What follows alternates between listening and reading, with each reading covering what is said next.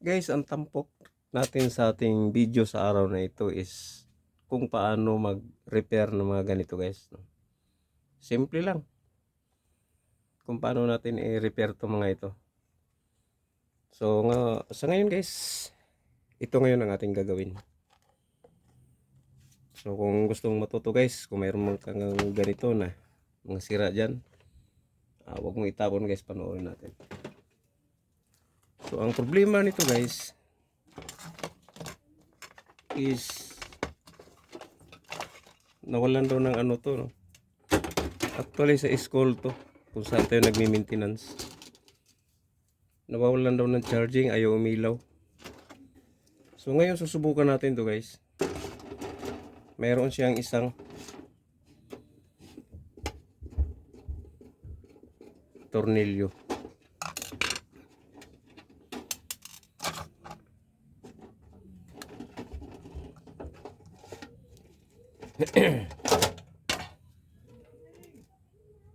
Ayun guys, oh.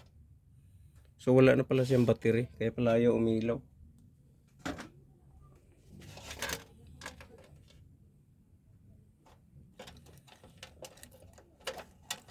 Yun pala ang dahilan, no? So parang tinanggal na yata ito pala ng mga ano doon. Baka so maaring battery nga siguro. Pero paano ba natin malaman guys na battery talaga ang problema? Kasi wala nang battery. So simple lang to guys, no? Meron tayong negative positive dito. Saksak natin to. Saksak natin dito, no?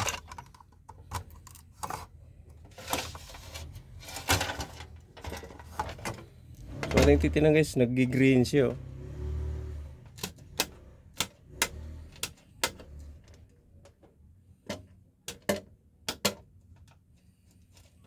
Nag-green siya. Titignan natin kung anong problema. So kuha tayo ng tester. I-test natin guys kung worth it pa ba na palitan natin ng battery.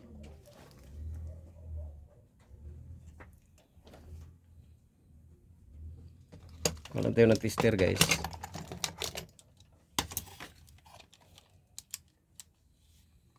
Select lang natin sa DC. So ngayon isaksak natin. Testerin natin siya. So yan, nakasaksak na. Check natin. So, nakasaksak na siya guys. Umiilaw na yung green. I-test natin yung out ng kanyang battery. Kung mayroon bang voltahe.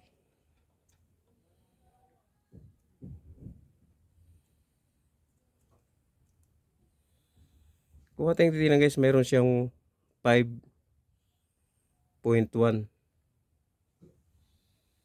5 volts, no? So ibig sabihin siya guys, sa kaso niya is battery lang talaga ang problema. So ngayon, kabitan natin ng battery. Mayroon tayong mga battery dito guys, balot pa. Kaya lang may hinang na siya. Tanggalin natin yung hinang. So itong battery na to guys is good to, no? So ito kasi itong hinang na ito ay kinabit ko siya dito kasi dalawa tong inayos natin.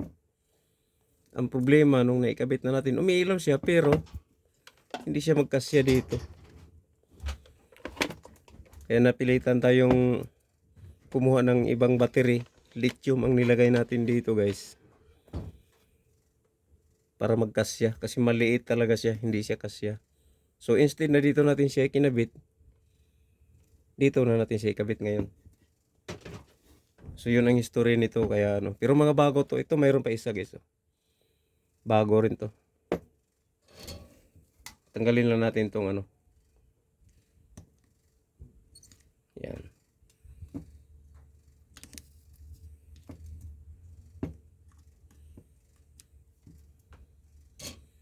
So ngayon, simple lang naman to kasi may lagayan na siya. Hindi kasi ako nagtanggal nito guys. Mayroong mga maintenance din doon na nagtanggal. Hindi ko alam na tinanggalan na pala ng battery yan. So the same lang naman to, no? Pula sa kanyang positive. So magkasukat naman.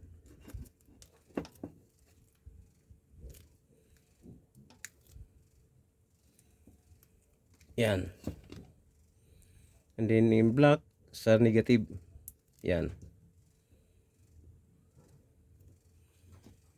So susubukan muna natin siya kung iilaw ba. So iyon natin. Dalawa ang ilaw.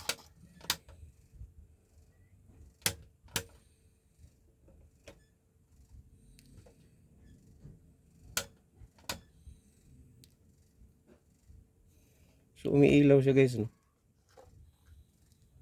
Dalawa pala ang switch nito. Yan. Ngayon, susubukan nating isaksak to guys. Habang nakadikit na yan, saksak na natin to. Saksak natin dito kung iilaw ba siya. Yan. Yan. So saksak natin. Charging siya. Testing.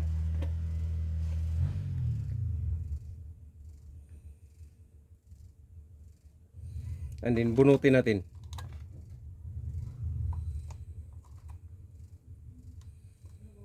So i-on pala to. So i-on natin. Yan. Tapos saksak natin. Ayan, namamatay siya guys. So pag binunot natin, iilaw siya. So okay, no? Yan. Bunot. So yun lang guys, no? Ang problema niya,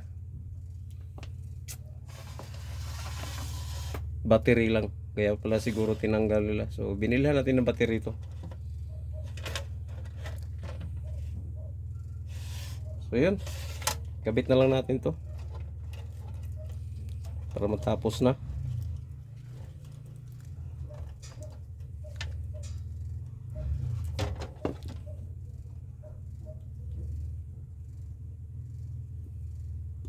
Yan.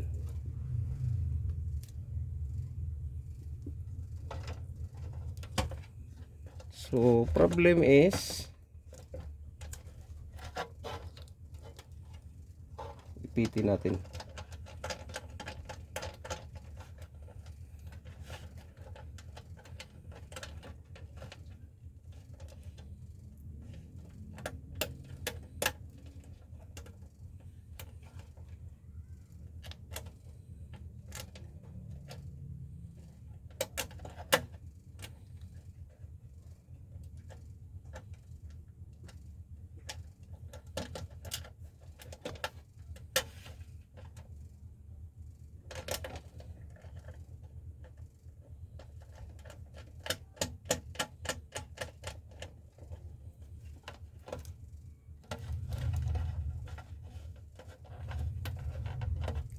So yung battery niya guys is ano to, 4.5, no?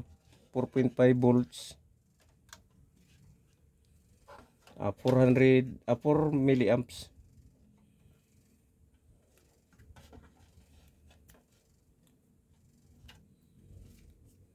Four milliamps. 4 amperes pala, hindi milliamps.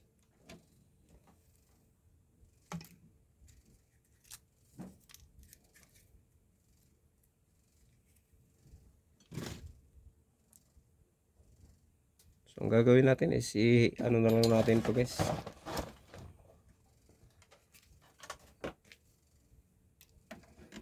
Kasi parang maluwag, baka matutumba.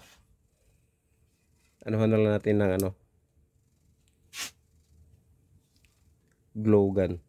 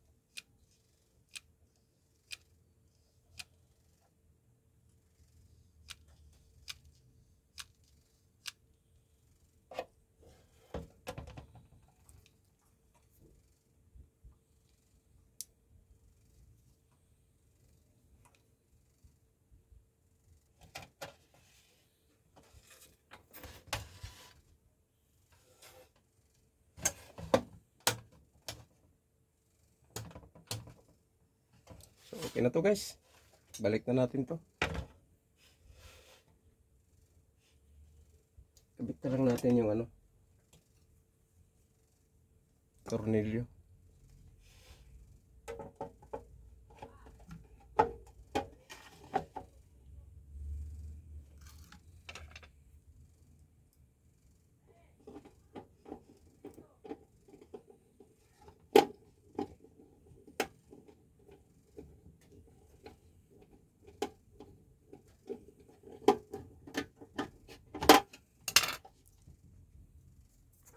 So ayan, okay na siya.